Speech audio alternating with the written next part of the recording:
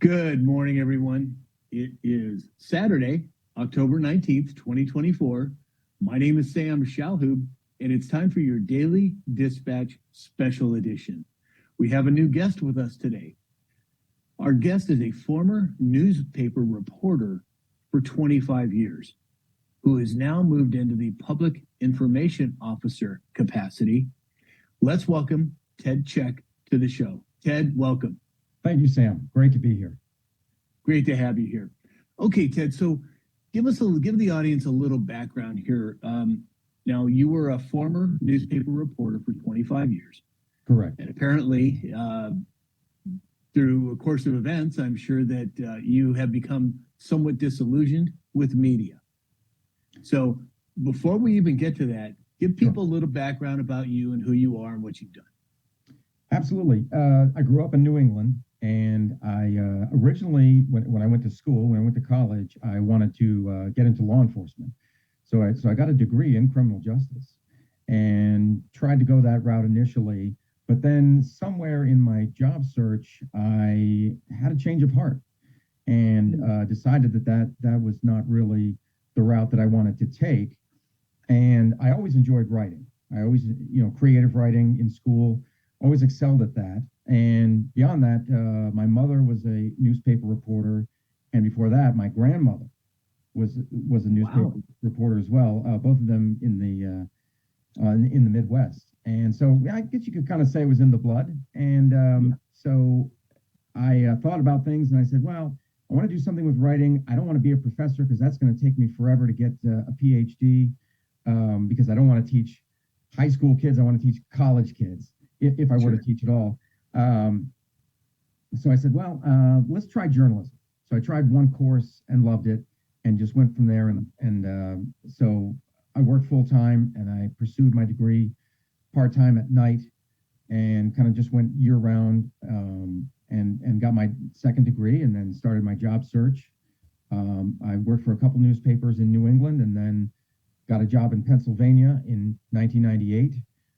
And have been here ever since. And yeah, You're right. It was probably, I would say, the last 5 years or maybe more of my tenure, as a journalist. And I did all my work in crime and emergency writing, by the way, reporting.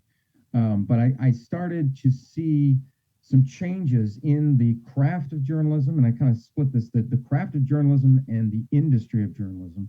And I started seeing some major shifts within both of those that really alarmed me because the craft and the industry of journalism is what I was passionate about. So, and I give you an example. At one point, I was told at my newspaper that we weren't going to use mugshots anymore of suspects, and I was told that it wasn't fair to certain minority groups that we would do that. And I'm thinking, well, when I write stories, that's not a concern of mine. I'm looking at the crime. What is the crime? Is this newsworthy?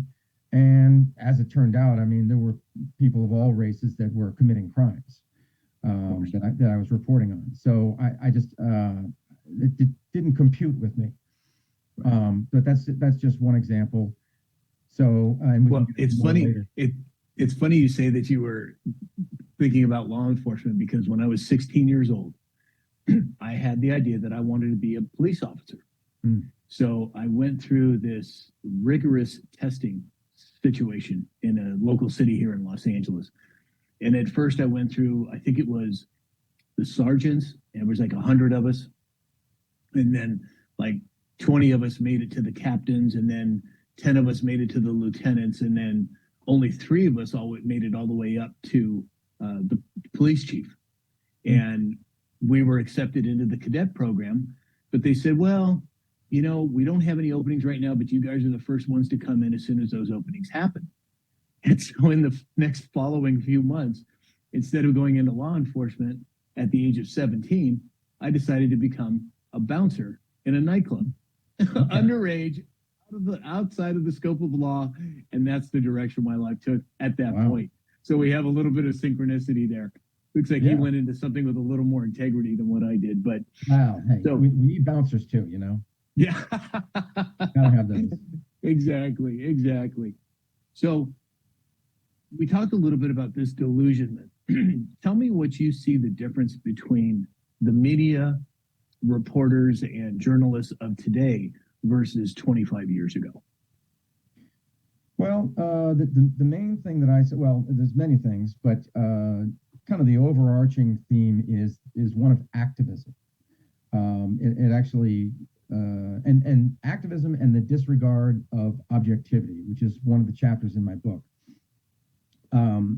It seems from all that I've discovered that reporters now or journalism students are being taught in colleges and universities to disregard objectivity and and that they've been given the moral latitude to take a side in their writing, even when it's a straight news story. I'm not talking about op-eds and columns. That's where opinion should be and should remain. But journalism students are being told, hey, it's okay to inject your opinion into your stories.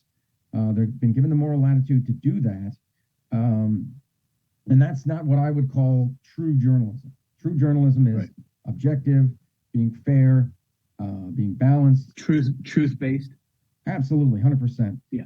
Being accurate, being timely, all of those things, all those qualities, all those pillars of journalism that I was taught.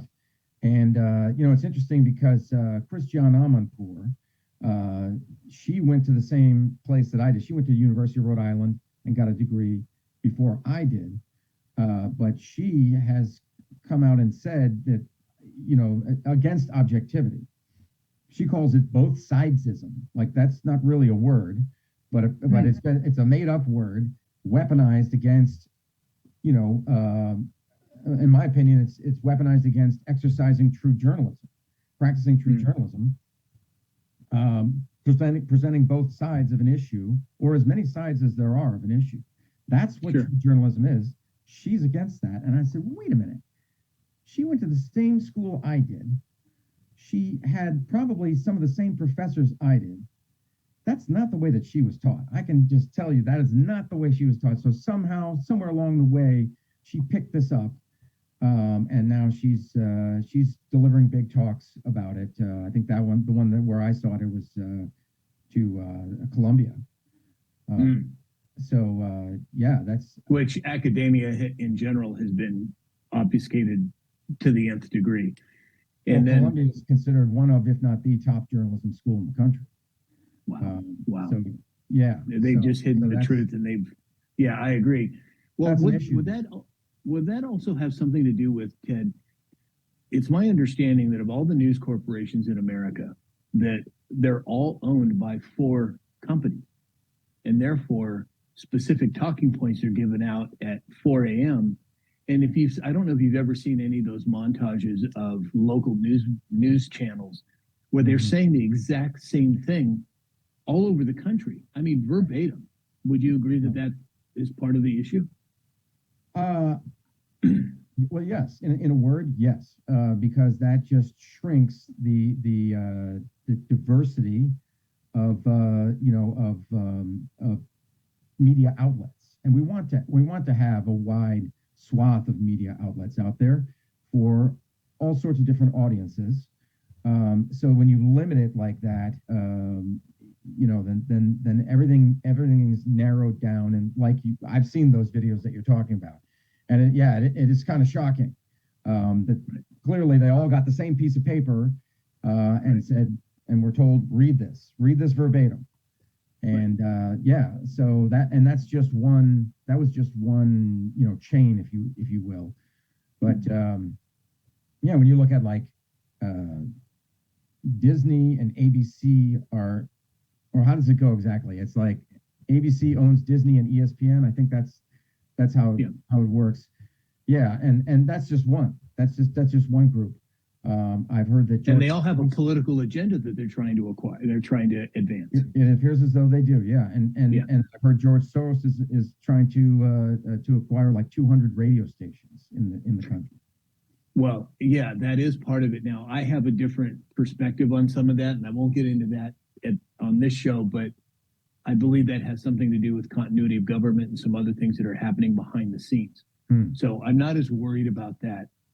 But getting back to the journalism part, before the show we had a little discussion and we talked about the emergence of fact checking. Right. Give me a little, of your perspective and insight onto this whole new fact checking thing that's emerged over the last several years. I can remember being this was during COVID, so all of us at my newspaper were in our homes. So we had a Teams meeting. Every morning we would have a meeting, and during COVID, it would be through Teams.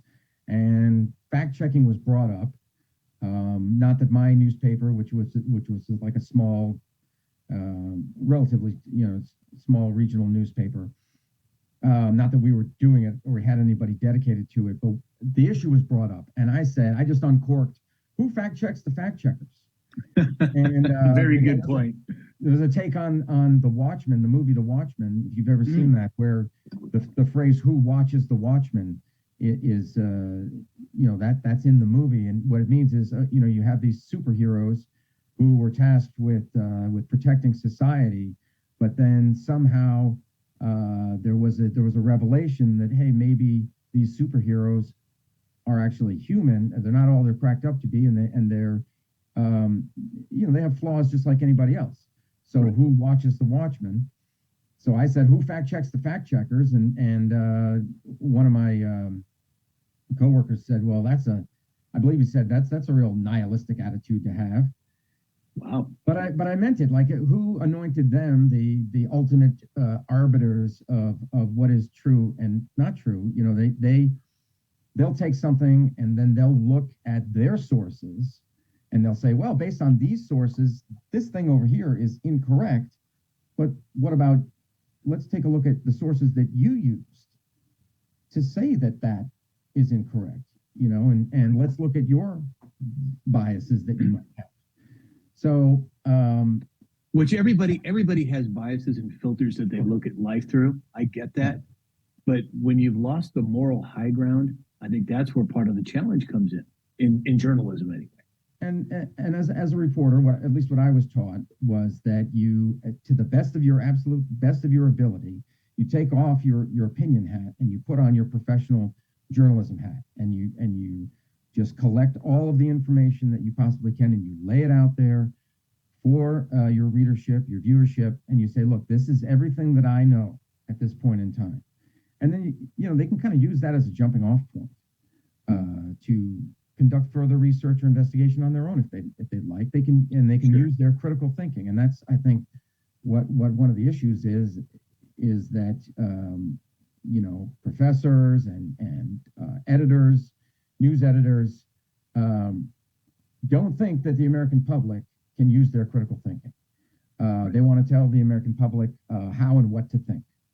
And that's very insulting, I believe. I agree. Yeah, I agree. And so, which is part of the whole system. When we talk off stage, off camera, we talked a little bit about academia and what's going on with the schools and the students and what have you. And you had said that you've seen a marked difference between what took place 25 years ago versus what's happening now. Right. Oh, absolutely. Yeah. As far as I can determine, in colleges and universities, this is what they're being taught and it goes by several names, whether it's activism journalism, or advocacy journalism, or even solidarity journalism. To me, it's not true journalism. It's not. It is junk journalism, if you will. I kind of coined that phrase, junk journalism. But I like that term. I've never heard it before. There you go. Yeah. Well, I guess I made it up then. Yeah, but exactly. It's in the book. And so, the book. We have to mention the book, Sam. Well, yeah, of course. We're getting to that. But yeah, all right. Let's jump right into it now. So I know that you wrote a book. Let's see what it looks like. Saving the Beast. Oh, I love it. Except for this band right here. This is what they put on. This is a proof copy. But Saving the Beast, a recovering reporter reflects on America's broken media and how to fix it. So, tell us about the book. Give us some insight. It's kind of a long title. But yeah, and you can see there's a beast right here, and then down at the bottom there's a trap that I labeled fake Oh, news. wow. So yeah, a lot of symbolism there. But so in journalism, we have this phrase, feed the beast. You got to feed the beast. You got to feed the beast. And that meant essentially that you had to produce content. So it's an everyday thing. You're always under the gun. You're always on deadline. If you work for a daily newspaper or a TV station or a cable network, doesn't matter. You're always under deadline. You always have to produce. It's always, what have you done for me lately? Right. Forget what you did yesterday. Right. Forget what awards you won. None of that matters. It's always, what have you done for me lately? Right. So feed the beast. But it wasn't ever truly defined what the beast was. Was it your readership or viewership? Was it your editors? Was it the industry sponsors? We tried to keep that wall between the newsroom and advertising. Tried to keep that wall up as much as we could.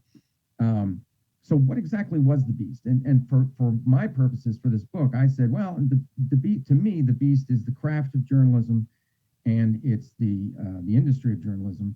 And to me, from all that I had determined, it needed to be saved because it was eating itself from within by adopting certain ideologies and then pushing those on its readership or viewership. So that's how I came up with the phrase "save the beast." And so I don't have it here, but I sketched when I was working with my editor, I sketched a kind of a werewolf type creature and a little, like a bear trap or whatever, and sent that. Actually, I had two iterations of that. I sent that to my editor. She, although I'm generally speaking against AI, and we can get into that if you want, but she used AI to construct the cover that you saw there. Oh, interesting. With the trap and the fake news. It's the trap of fake news. Right. Right. That is just about to devour the beast. So that's the whole story behind the cover there.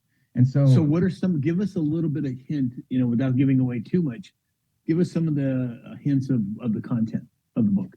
Yeah. So I've got three sections. The first one is kind of a how did we get here? So I look at some of the sins, some of the transgressions of journalism. Some of them are actually down to individuals who have committed transgressions in journalism. Like Janet Cook, she was probably the first one. She was a writer for the Washington Post. She totally fabricated a story about I think he was an 8-year-old heroin addict. And she actually won the Pulitzer Prize for that. And really? Yeah. Well, that doesn't surprise me. I mean, President Trump talks a lot about Pulitzer and what's going on there. And these people should be giving the awards back, but go ahead. Right. So in this case, it was discovered that this whole story was concocted. And so she did have to give the award back. Wow. There's been others that have followed her. And I think that's, that boils down to the vetting process for journalists and also the mentoring process that should go on at newsrooms. Right. So I look at that, and then I look at other examples of how the media have fallen prey, or maybe not by accident. Maybe they have exactly fully embraced certain, as I said, ideologies, and then pushed them on the American people and told them how and what to think. So I look at some examples of that as opposed to offering information and encouraging people to think for themselves. Right, exactly. And then once it is discovered that maybe they took the bait on something, they never really say, hey, you know what? We kind of messed up here. That is, I think so. In a newspaper, which I know the best, corrections were always. You had to hunt for those, and they were just like a little square down at the bottom of the fifth page or whatever. Why not paste it across the top, above the fold, headline? Why not do that to show that you're really contrite? Sure. But I'll just, like I said, we don't want to give away too much, but a couple of the things that I do mention like the peaceful protests of 2020. Hardly peaceful, Perfect right? example. Hardly peaceful at all. But Great buildings burning in the background, right, people right. running amok, but it's Peaceful. mostly peaceful. Peaceful. Yeah. The laptop from hell. Hunter Biden's laptop. Oh, but the security or the intelligence committee or excuse me, the intelligence community said that was Russian disinformation. Well, it was proven that it wasn't Russian disinformation, but did the mainstream media ever say, hey, you know what? We're sorry, we messed up? I mean, maybe low key they did, but they didn't really broadcast it to the level that they broadcasted that these intelligence folks said that it was Russian disinformation. It's interesting that you bring up that laptop story because at the time I had a older friend of mine. She just a wonderful woman in her mid 70s, early 80s, and she was very liberal, and she knew I was very conservative. And we had a discussion after the election, and she said, "Sam, did you hear about this laptop thing about Hunter Biden?" I said, "Oh yeah." And her response to me was that had she known about that prior to the election, she would have never voted for Biden. And I was like, wow. And this coming from a dyed-in-the-wool Democrat, liberal, wonderful lady, but coming from her, that was pretty significant in my book. Right, and it's widely believed that could have made a difference, a big difference in the election.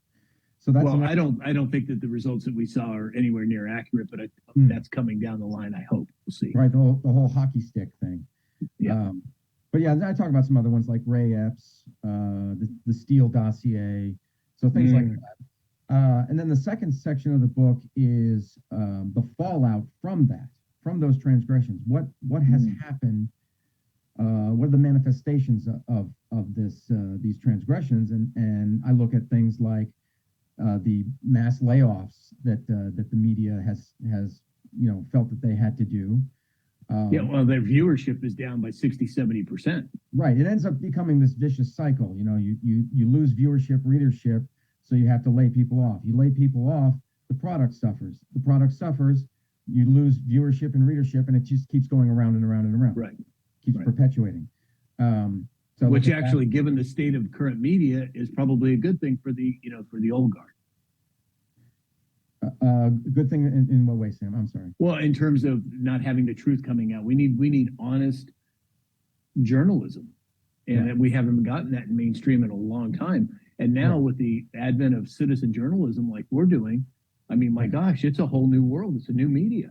Well, yeah. So, right. And anyway, go ahead. Sorry. Second section. That's quite all right. So the second section is kind of the manifestations of the layoffs. Journalism is actually, from this one poll that I found, is the most regretted major by college graduates. Wow, I didn't know that. By a lot. Wow. And so what I say is, okay, that was good, but the follow-up question should be why? Why do you regret it? Is it because you can't make much money doing it? Is it because a lack of mobility within the structure? Is it that you're taking a lot of heat from the public? Very little in the way of thank yous. Any number of things. You don't see a future in it. What is it? So that the why should have been there. It's I did find one source that said that it quite possibly could be because the journalists are being asked to foist their opinions, and I guess some of them are uncomfortable with that. But I felt like when I was in newsrooms, I was the odd man out because I had views that differed from a lot of other my coworkers. But then in the third section, I move on to how to fix it, which is part of the title of the book. Because I don't like it when I read something and somebody's taking something to task, somebody's criticizing something, and then they never provide any solutions. Right. So that always frustrates me. So I said, well, you know what? I'm going to draw on my 25 years as a reporter, and to the best of my ability, I'm going to lay out my prescription if the news media really, really wanted to repair the damage that they've wrought over the past couple of decades. But first of all, I say that I liken it to a drug addict in that they've got to hit rock bottom. And I don't know that the news media has hit rock bottom yet. Because all the people in the world can have interventions for someone who's a drug addict. You can have interventions all you want, but that person has to say, you know what, I'm the problem. I'm the problem, and only I can fix it. And I don't know if they've reached that point. It probably boils down to money. They probably haven't lost enough money yet. That's probably a big part of it. And it's funny because there's a gentleman that I follow. His name is Mike King, Mike S. King. He's a published author. He has a news website called realnewsandhistory.com. Phenomenal researcher. The gentleman is head and shoulders above most people in journalism today. And I would encourage you, and as well as you viewers out there, to go to Mike S. King's website, Real News and History. And, he lays out so many different things that I think are absolutely critical for making this cruise ship of media steer in the right direction. Okay, yeah, no, I definitely will check it out for sure. So the third section is solution. Right. So, but first of all, the mainstream media has to realize that they are the problem. Once that happens, it kind of sounds a little simplistic, if you will, but say you're sorry. Say you're sorry and mean it. Because the American people, what I've realized is the American people are forgiving. If you are contrite, because everybody loves a comeback, right? Sure. It's a classic story. You're down in the dumps and then you rise up out of it. Everybody loves that story. It's a great Hollywood story. So I think if you are contrite, but you've got to, if you're going to if you're going to talk the talk, you got to walk the walk. So saying you're sorry is one thing, but then you have to execute that change. You say, right. We're sorry for words don't mean anything. That's an old adage that I've heard for years. I can't hear a word you're saying because your actions speak so loudly. Absolutely. Yes. That's what you're saying, it sounds like. Right. So we're sorry for decades of deception, and now we're going to make a change. And you need to put that across the top of the newspaper. You need to broadcast it if it's a cable station or whatever, cable network. Even do it grassroots and have some meetings, town hall meetings. You got to get somebody from your organization that's got a thick skin, but get them in there and take the heat from the public and just get down on that grassroots level and tell them, hey, look, we're gonna do better. We're gonna do better. So that one thing is the apology, and then from there, I talk about a lot of other things, not doing your due diligence as a news organization and not just taking the bait on things. For example, there was at the beginning of the Israeli-Palestine war that happened. There was a report from the Palestinians that there was a missile that was shot into a hospital. I don't know if you recall this one. Yeah. All these people died and everything like that. And as it turned out, and they blamed it on the Israelis. Media took the bait on that one. Actually had to issue some corrections on that. I was kind of surprised that they did. But right. So that was another thing. It's like I have a phrase in there: the thirst to be first. And yes, it's very nice. Yeah, the thirst to be first usually means you're the worst. And it runs right parallel to clickbait. Yeah. So, and look, nobody knows, or I know that in journalism, you want to be first, you want to be timely, but you've got to be correct. You've got to be accurate. And I think just that thirst to be first has just overtaken, and so the mainstream media will just grasp onto anything and just get it out there, and they're not doing their due diligence, checking things out first. And and I agree with that. I personally implement something called what I call the 48-hour rule. Something will happen, it looks hellacious or whatever it might be, but I do my best to wait 48 hours to find out more information before I report on it, because so many things change in the first 24 and 48 hours, and I don't want to give out false or misleading information. Absolutely. I like that. Yeah. 100%. Yeah. Yep.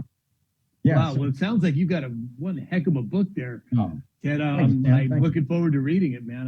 you very I much. was able to flip through it a little bit, but man, I think that's fantastic. So let's wind it up here. So first off, tell me where people can find your book. It's on Amazon. You can put in my name, Ted Czech. So it's TEDCZECH. Last name is like Czechoslovakia, or well, the Czech Republic. Okay. So you can do it that way. You can put in Saving the Beast. There may have been a couple other books out there with the same title, but if you put my name in and put Saving the Beast in, that'll get you directly to it. So I'm on Amazon. Okay. If for whatever reason you don't prefer Amazon, I'm on all the other ones like Books a Million, Barnes and Noble. Okay. All those other major booksellers, I'm there as well. Excellent. And then in terms of people wanting to find you online, can you give our audience some of your social media if they want to reach out to you? Sure. I'm on YouTube. That's at Recovering Reporter. Okay. Again, you could put my name in and you could find it that way, but also at Recovering Reporter. I'm on X as Ted Czech, Facebook, Instagram, all the major ones for sure. Okay, LinkedIn, wonderful. LinkedIn, how we connected on LinkedIn. Yeah, right. Okay, cool. Wow. Gosh, Ted, what an absolute pleasure to have you on the show, man. I'm sure you're going to get all kinds of people reaching out to you. So we're going to wind it up for today. And I would love to have you back on at some point if you're open to that. Sure. Oh, absolutely. 100%. I think you're doing a great thing right here with your show. Thank you. Thank you. I do my best. It's funny. I've been a truth follower for over 40 years. And for years, I've had people say, "Oh, Sam, you got to do a podcast." And I'm like, no, I'm not the guy in front of the camera. Finally, almost 2 years ago now, I threw a couple videos up on TikTok and it's just exploded. And so I thought, okay, well, I guess this is what I'm supposed to be doing at this point. There you go. It led you to that. Just like I felt compelled to write this book. I needed to get it out of me. It was a catharsis for me. There's all these things bottled up inside of me. And I tell you, when I left the newspaper, I felt sort of, you could call it abandonment issues, because I felt terrible leaving my coworkers there. I hoped that all of them could get other jobs elsewhere, and some of them have. But yeah, I felt bad about leaving. Well, we are in a paradigm shift, to say the least, not only from a media standpoint, politically, agriculturally, the medical profession. We are in such a huge shift that, it's interesting. Like I said, I've been in this almost 40 years, and I've seen more people wake up in the last 4 years compared to the last 4 decades. So I'm encouraged. I think we're moving in the right direction. Is it going to be bumpy for a little while? Yeah. But I think the end goal is where we win. That sounds great. I like that. And I'm a glasses half full kind of guy as well. Yeah. So, well, actually, the glass is completely full. It's maybe half full of water, but it's still got half full of air. So it's completely full. There you go. I never thought of it that way. Nice. Yeah, exactly. Well, Ted, once again, thank you so much for being on the Daily Dispatch Special Edition.